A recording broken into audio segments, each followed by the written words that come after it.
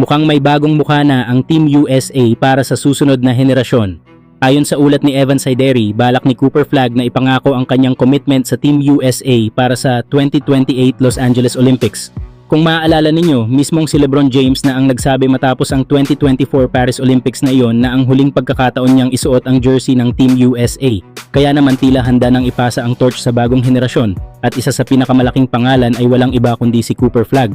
Hindi rin ito nakakagulat dahil kahit bata pa lamang napatunayan na ni Flagg ang kanyang kakayahan sa international basketball.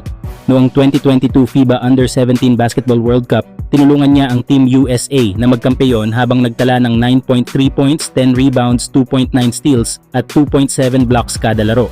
Napili rin siya sa All-Tournament team dahil sa kanyang napakalaking ambag sa magkabilang dulo ng court. Hindi lang iyon.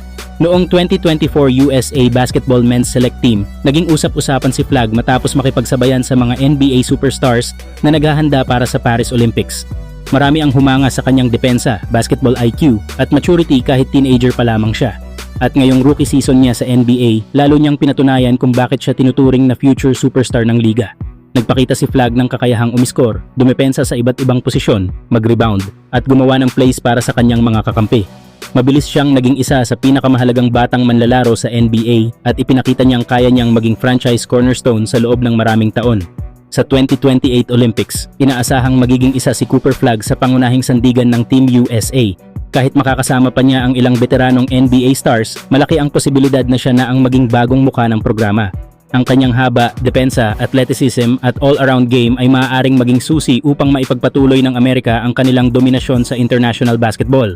Kung magtutuloy-tuloy ang kanyang pag-unlad, maraming naniniwalang si Cooper Flagg ang magiging leader ng Team USA hindi lamang sa Los Angeles Olympics kundi pati sa mga susunod pang FIBA World Cup at Olympic Games sa loob ng susunod na dekada. Kayo mga idol, ano sa tingin ninyo? Handa na bang si Cooper Flagg na maging bagong mukha ng Team USA at tuluyang pumalit sa iniwang legacy ni LeBron James sa Olympics? O masyado pa bang maaga para ibigay sa kanya ang ganoong responsibilidad?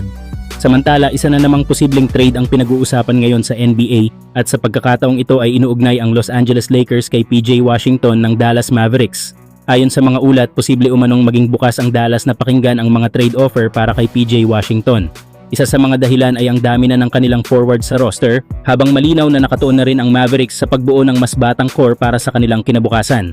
Dahil dito, may posibilidad na gamitin si Washington bilang trade asset upang makakuha ng mga player o asset na mas babagay sa kanilang long-term direction.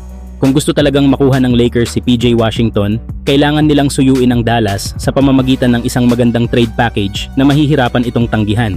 Hindi sapat ang simpleng interest lamang dahil alam ng Lakers na mahalagang bahagi pa rin ng Mavericks si Washington. Malaking tulong si PJ Washington para sa Lakers kung sakaling matuloy ang trade.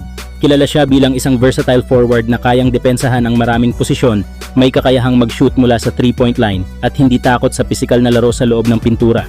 Bukod pa rito, maaasahan din siya sa rebounds at bilang isang solid na two-way player. Isang klase ng forward na matagal nang hinahanap ng Lakers upang mapalakas ang kanilang frontcourt. Isa pang dahilan kung bakit kapana-panabik ang posibilidad na ito ay ang reunion nila ni Luka Doncic. Nagkaroon na ng magandang samahan ang dalawa noong magkasama sila sa Dallas Mavericks kung saan ilang beses na ipinakita ang mahusay nilang chemistry sa loob ng court.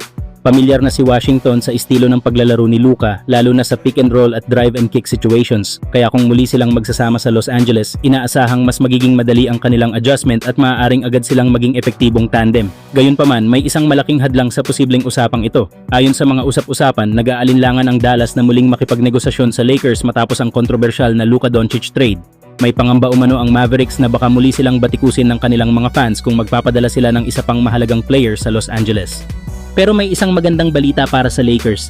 Sa ngayon, wala pang ibang kuponan ang seryosong nagpapakita ng interes kay PJ Washington. Ibig sabihin, kung makabubuo ang Lakers ng isang magandang alok na makikinabang ang Dallas, may posibilidad na ikonsidera ng Mavericks ang isang trade. Sa ngayon, wala pang opisyal na usapan o kasunduang nagaganap sa pagitan ng dalawang koponan. Ngunit habang papalapit ang bagong NBA season, isa si PJ Washington sa mga pangalan na patuloy na dapat bantayan sa trade market.